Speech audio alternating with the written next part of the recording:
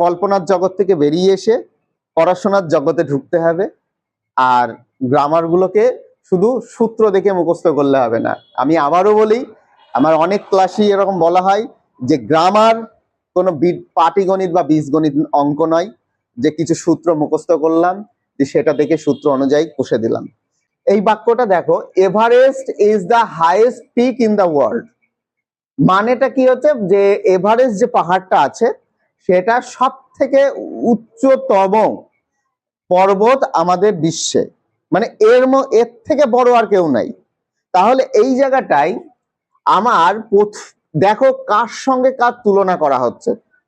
দেখো এখানে আমরা যদি দেখি, এভারেস্ট এটা একটা কি সাবজেক্ট, তাই তো? এটা একটা বিষয়, সাবজেক্ট মানে এটা একটা বিষয়। এই বিষয়ের সঙ্গে আর কোন জিনিসের কথা এখানে বলা হচ্ছে? এই বিষয়ের সঙ্গে দেখো, এই পিক পাহাড়, তাই তো? পাহাড় বা পর্বত যেটাকে তোরা বলবি, এর সঙ্গে তুলনা করা হচ্ছে। তার মানে এটাও একটা সাবজেক্ট।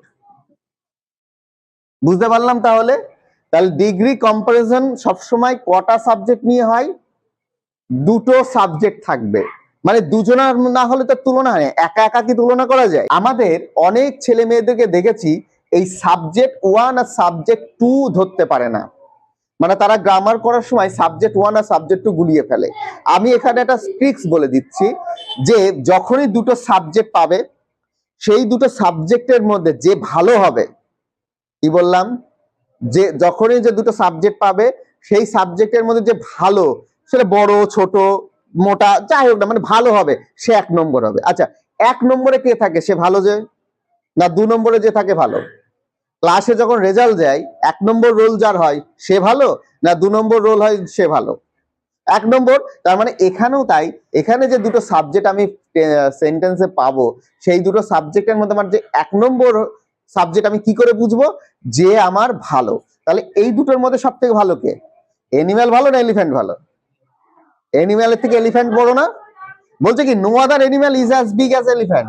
মানে কোনো প্রাণী নেই এলিফ্যান্টের মতো বড়। তার মানে সে বড় কে? এলিফ্যান্ট। তার মানে এ হবে S1। বুঝতে পারলাম? তাহলে এটা কি, এনিম্যালটা S2।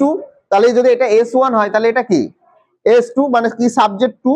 ব্যাস গেল। একটা বাক্য হতে গেলে অবশ্যই সেই বাক্যে কি লাগে বলেছিলাম যখন আমি সেন্টেন্সের ক্লাসগুলো করি। যারা সেন্টেন্সের ক্লাস ভুলে যাচ্ছ মনে করছো, তারা এখানে প্লে লিস্টে গিয়ে সেন্টেন্সের ক্লাসটা করে নিতে পারো। আমি বলেছিলাম যে একটা বাক্য হতে গেলে সবার থেকে আগে গুরুত্বপূর্ণ সেটা কি হচ্ছে, ভার্ব। কি দরকার? ভার্ব দরকার। তাহলে আমার এখানে ভার্বটা কে? ইজ। আচ্ছা, এই যে দুটো সাবজেক্ট পেলাম, এই দুটো সাবজেক্টের কোন শব্দটা দিয়ে বোঝা দুজনকে আলাদা করছে? দেখো বলেছি কি, এনিম্যাল আর এলিফ্যান্ট এই দুটো, মানে কোনো প্রাণী নেই হাতির মতো বড়। তাহলে বড় শব্দটা কে? দুজনের মধ্যে তুলনা কে করলো? বড় শব্দটা দিয়ে। তার মানে এই বিগ। তার মানে এই বিগটা কি তাহলে আমার, বলো তো? বিগটা কি? বিগটা হচ্ছে অ্যাডজেক্টিভ। বুঝতে পারলাম? তাহলে আমার এই পোরশনটুকু আগে আমাকে আইডেন্টিফাই করে নিতে হবে। তাহলে আমাদের দেখো প্রথমে কি আছে, নো আদার, তারপর কি আছে সাবজেক্ট 2, তারপর কি আছে ভার্ব, তারপর কি অ্যাডজেক্টিভ হচ্ছে বলে তার আগে অ্যাজ নিয়ে নিচ্ছে, তারপরে কি S1 হচ্ছে, তারপরে এটা কি আমাদের, এটা আমরা সবাই জানি যেটাকে আমরা রিমেনিং বা রেস্ট অফ দ্য সেন্টেন্স বলি। তাহলে এই যে পজিটিভ ডিগ্রি যদি একটা স্ট্রাকচার বানাই, তাহলে প্রথমে কি বসাতে হবে? এখানে নো আদার, তাই তো? এখানে কি বসাবো? No other. তারপর কি বসাবো? S2 সাবজেক্ট 2, তাই তো? তারপর কি বসাবো বলতো? ভার্ব। তারপরে অ্যাজ, তারপরে অ্যাডজেক্টিভ। অ্যাডজেক্টিভের কোন ফর্ম? পজ ফর্ম, মানে কি পজিটিভ ফর্ম। তারপর কি বসাবো? অ্যাজ। তারপর কি S1, তারপর রেস্ট অফ দ্য সেন্টেন্স। বুঝতে পারলাম? আচ্ছা, এই যে নো আদার এখানে বসালাম না, এই নো আদার না বসিয়ে এখানে অনেক সময় আমরা ভেরি ফিউ বসাবো। নো আদার না বসিয়ে নো আদারের জায়গায় আমরা কি বসাবো? Very few. আচ্ছা, কখন বসাবো? যখন এই ধরনের বাক্য যখন আমরা লিখব তখন দেখব যে সেই বাক্যটা অনেকের মধ্যে বোঝাচ্ছে কিনা। কি বলবো, অনেকের মধ্যে বোঝাচ্ছে কিনা। যখন দেখবো বাক্যটা অনেকের মধ্যে আলোচনা করা হচ্ছে, যেমন দেখ এনিম্যাল আর এলিফ্যান্ট, এখানে এটাও তো মনে হচ্ছে অনেকের মধ্যে। না, দেখো এই যে সাবজেক্টটা দেখবো, এই সাবজেক্টটা সিঙ্গুলারে আছে না প্লুরালে আছে? এই যে শব্দটা কিসে আছে? সিঙ্গুলারে। তার মানে এটা অনেকের মধ্যে হচ্ছে, সাধারণ ব্যাপার। সিঙ্গুলার তো সাধারণের ক্ষেত্রে পড়ে। যদি এই জায়গাটায় এনিম্যালস থাকতো, ধরো এই জায়গাটায় এনিম্যালস থাকতো, তখন কি হয়ে যেত? প্লুরাল হয়ে যেত। তার মানে কি হয়তো? অনেক হয়ে যেত। তখন কিন্তু আমরা এখানে কি ইউজ করতাম? ভেরি ফিউ ইউজ করতাম। বুঝতে পারছো?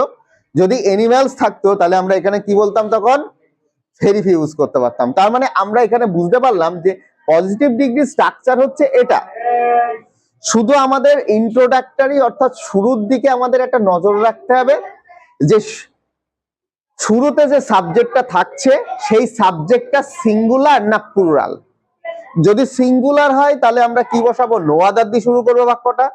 আর যদি আর প্লুরাল হয় তাহলে আমরা কি দিয়ে শুরু করব? Very few. কিরকম? আমি তোমাদের সামনে একটা উদাহরণ দিয়ে তুলি। আমরা অনেক সময় লিখি ভেরি ফিউ গার্লস, এরকম লিখি না? ভেরি ফিউ গার্লস আর as tall as ধরো রীতা in class 10, তাই তো? কি বললাম? খুব কম সংখ্যক মেয়ে হয় রীতার মতো এতটা লম্বা, তাই তো? এবার দেখো এই যে ভেরি ফিউ যখন বসাচ্ছি তখন যে ভার্বটা বসাচ্ছি সেটাও কিন্তু প্লুরালে বসাচ্ছি। আমরা আগে যে ভার্বটা বসিয়েছিলাম ইজ, এটা কিন্তু একটা সিঙ্গুলার ফর্ম, তাই না? অ্যামিজার যখন বসানোর নিয়ম শিখিয়েছি তোমাদেরকে, তখন বলেছিলাম যদি সাবজেক্ট সিঙ্গুলার হয় তাহলে ইজ বসে, সাবজেক্ট প্লুরাল হলে কি বসে? আর বসে। তাহলে এই যে ভেরি ফিউ এর পর সাবজেক্টটা গার্লস, এটা কি? এটা সাবজেক্ট টু। এবার এই সাবজেক্টের সঙ্গে কি আছে? এস আছে, তার মানে এটা প্লুরাল। বুঝতে পারলাম? তাহলে তাহলে এই হচ্ছে আমার পজিটিভ ডিগ্রির সূত্র। আমি একাধিক সূত্র মুখস্থ করব না, 3টে ডিগ্রির 3টে সূত্র মুখস্থ করব। শুধু আমরা জানবো ইন্ট্রোডাক্টরির সময় আমরা কি ব্যবহার করব। তাহলে এখান থেকে আর একবার বলি, পজিটিভ ডিগ্রি যখন আমরা লিখব, ট্রান্সফার করব, তখন আমরা যদি সেটাকে সাধারণ সিঙ্গুলার সাবজেক্টের মধ্যে করি তাহলে সেখানে কি করব? No other. আর যদি সাবজেক্টটা আমাদের প্লুরাল হয়ে যায় তাহলে আমরা কি করব? ভেরি ফিউ করব। ঠিক আছে, পরে আসছে কি আমাদের? পরে কি আসছে? কম্পারেটিভ ডিগ্রি, তাই তো? Comparative degree. তাহলে এই কম্পারেটিভ ডিগ্রিটা কিভাবে বুঝবো? দেখ আমি আর একটা উদাহরণ দিচ্ছি। এলিফ্যান্ট, এদিকে তাকা, elephant is bigger than any other animal in the world. ভালো করে কি বলছে দেখ, বলছে elephant is bigger than any other animal in the world. আচ্ছা, এখানেও কার সঙ্গে কার তুলনা? এখানেও এলিফ্যান্টের সঙ্গে এনিম্যালের তুলনা। আচ্ছা, আমরা আগেরটা কোন ডিগ্রিতে করেছি? এটা ছিল পজিটিভ ডিগ্রিতে, তাই তো? কিসে ছিল? পজিটিভ ডিগ্রিতে। তাহলে এবারে এটা কিসে হচ্ছে সেটা আমরা আইডেন্টিফাই করব। আচ্ছা, এই যে এলিফ্যান্ট আর এনিম্যালের তুলনা করাচ্ছে কোন শব্দটা দিয়ে? বিগার শব্দটা দিয়ে। এবার প্রশ্ন হচ্ছে স্যার আপনি আগে এনিম্যালটাকে আগে লিখলেন, এখানে আবার এলিফ্যান্টটাকে আগে লিখছেন কেন? তাই না? এটাই তো প্রশ্ন। আগের বার তো আমরা এনিম্যালটা আগে লিখেছি, লিখিনি? তাহলে এখানে এলিফ্যান্টটাকে আমরা আগে কেন লিখলাম, এনিম্যালটা কেন লিখলাম না? এই জায়গাটাই বলি, যখন আমরা পজিটিভ ডিগ্রি করব তখন যেটা খারাপ বা যেটা ছোট, যেটা অন্যের থেকে একটু কমা, তাকে আগে নিয়ে আসব, কারণ কি আমরা নঙার্থক ইউজ করছি। আর যখন আমরা পজিটিভ ডিগ্রি বাদ দিয়ে সুপারলেটিভ বা কম্পারেটিভ করব তখন যে ভালো তাকে আগে বসাবো। বুঝতে পারলাম কি বললাম? মানে সুপারলেটিভ আর কম্পারেটিভ করার সময় যে ভালো তাকে আগে বসাতে হবে, আর পজিটিভ করার সময় যে খারাপ হয় তাকে বসাতে হয়। কেমন একটা উদাহরণ দিই, এ বি এর থেকে খারাপ,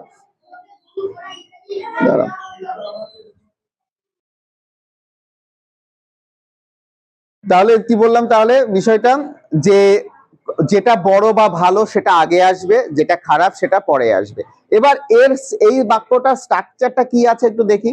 দেখ, প্রথমে এই যে সাবজেক্টটা, এটা বড়, এটা সাবজেক্ট ওয়ান, তারপর কি ভার্ব, তারপর কি অ্যাডজেক্টিভের কি ফর্ম আছে, কম্পারেটিভ ফর্ম, তারপরে দেখ এই শব্দটা নতুন করে লেখা আছে, এই শব্দগুলো দেন এনি আদার, এই কটা এক্সট্রা জোড়া আছে। আমরা ওখানে কি পাচ্ছিলাম, অ্যাজ পাচ্ছিলাম, কি পাচ্ছিলাম, অ্যাজ, আর এখানে কি পেলাম, দেন এনি আদার। এটা কি S2, আর এটা আমরা জানি rest of sentence.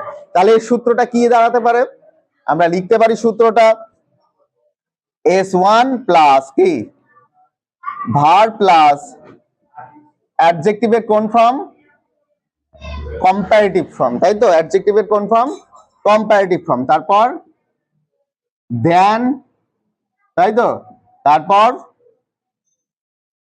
Any other, তারপর কি বল, subject two plus rest of the sentence, এটাই।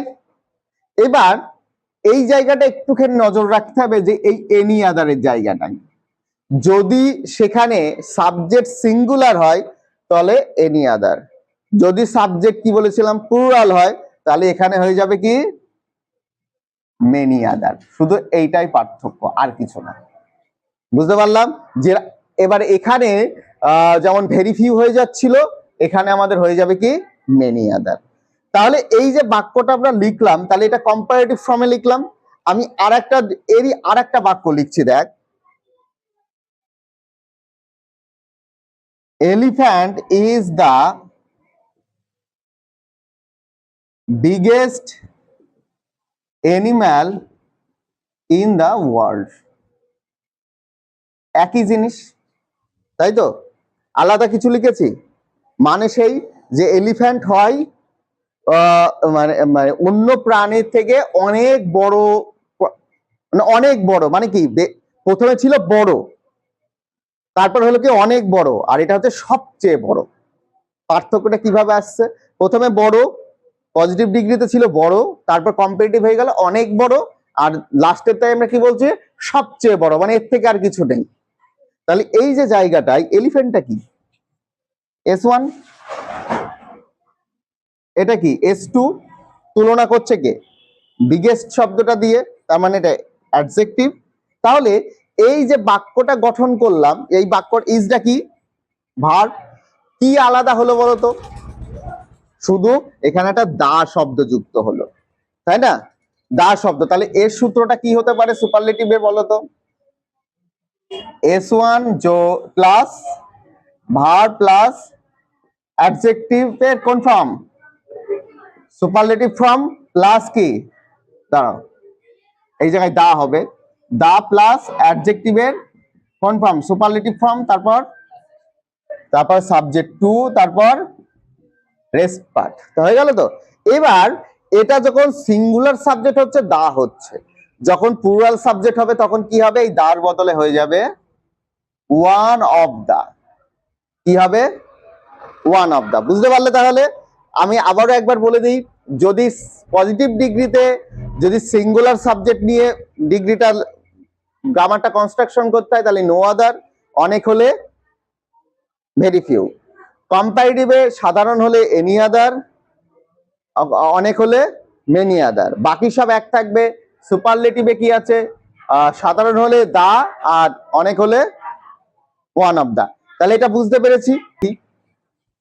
ধরো বললাম ভেরি